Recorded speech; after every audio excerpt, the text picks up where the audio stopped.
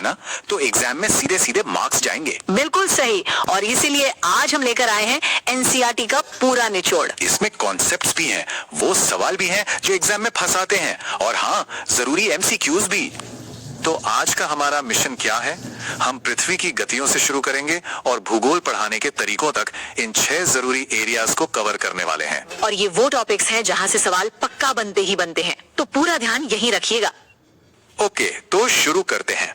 एक बात सोचिए, जैसे गूगल मैप्स लैटिट्यूड और लॉन्गिट्यूड के बिना काम ही नहीं कर सकता, ठीक वैसे ही हमारी पृथ्वी के पूरे सिस्टम को समझने के लिए इन 2 इमेजिनरी लाइंस को समझना, समझ लीजिए, पहला और सबसे जरूरी कदम है।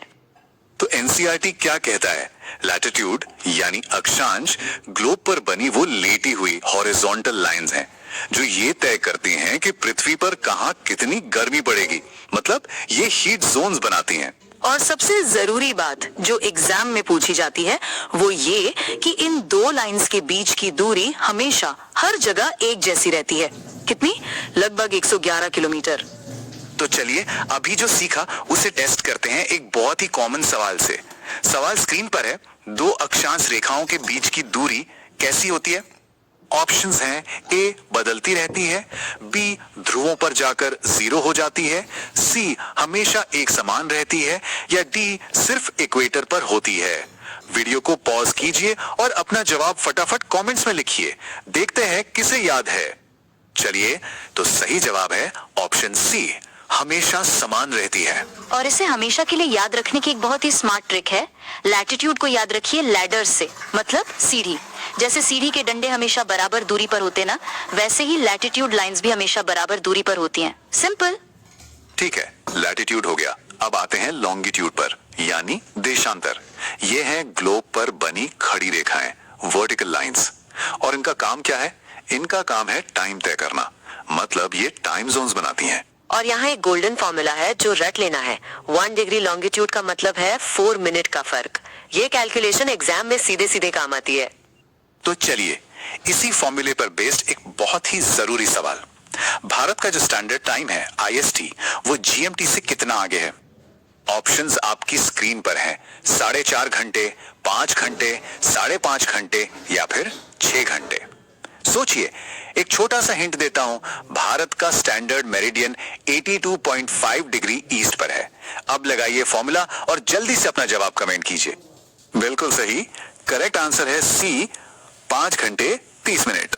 और अगर कैलकुलेशन में नहीं पढ़ना तो एक सिंपल सी ट्रिक है, बस इतना याद रखिए, इंडिया का टाइम मतलब प्लस 5.5। ऐसे सोचिए कि ये हमारे शाम की चाय का टाइम है, प्लस 5.5। डन। अब आते हैं एक ऐसी जगह पर जहां सबसे ज्यादा लोग गलती करते हैं, रोटेशन और रेवोल्यूशन। देखिए, रोटेशन यानी घूर्णन का मतलब है पृथ्वी का अपनी ही जगह पर घूमना, लट्टू की तरह। और इससे क्या होता है? दिन और रात।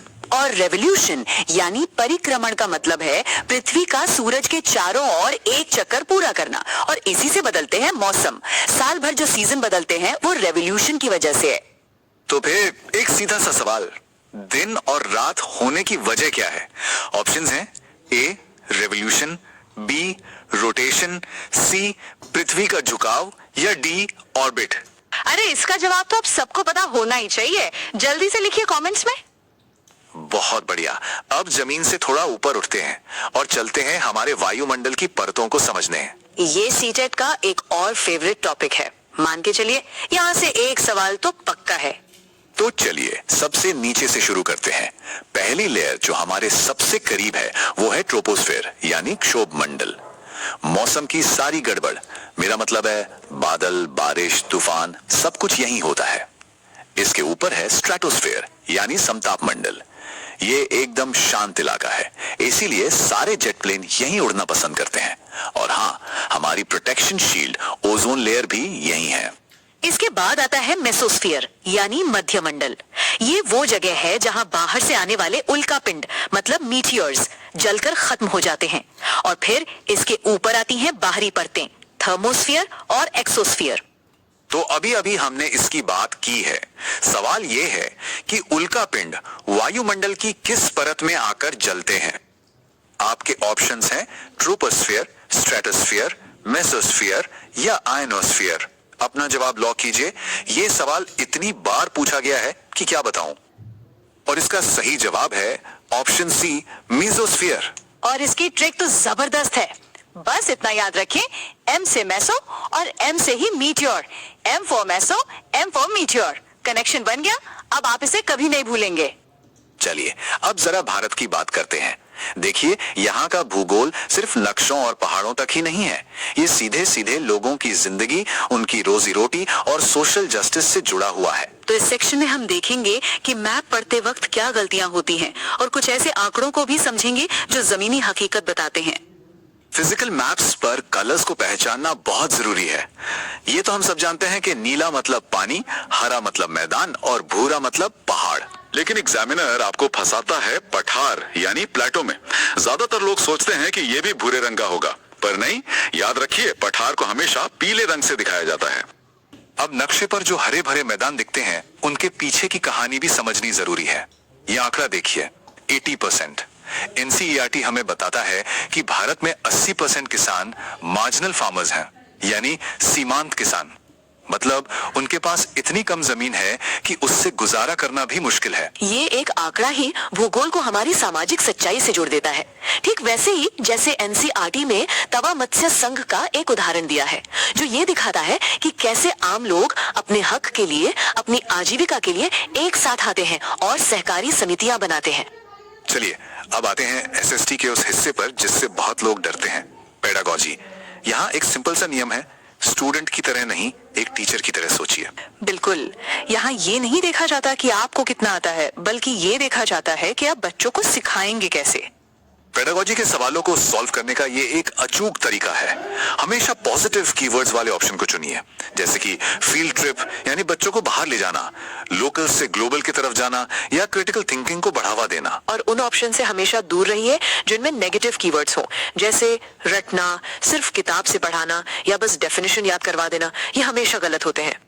तो चलिए अब वक्त है एक पावर समरी का। पूरे सेशन का निचोड़ 1 मिनट में। लैटिट्यूड मतलब हीट जोन्स और बराबर दूरी। लॉन्जिट्यूड मतलब टाइम, जहां 1 डिग्री का मतलब है 4 मिनट। रोटेशन से होते हैं दिन रात और रेवोल्यूशन से बदलते हैं मौसम। हवाई जहाज और ओजोन लेयर दोनों मिलेंगे स्ट्रेटोस्फीयर में। उल्कापिंड कहाँ चलते हैं?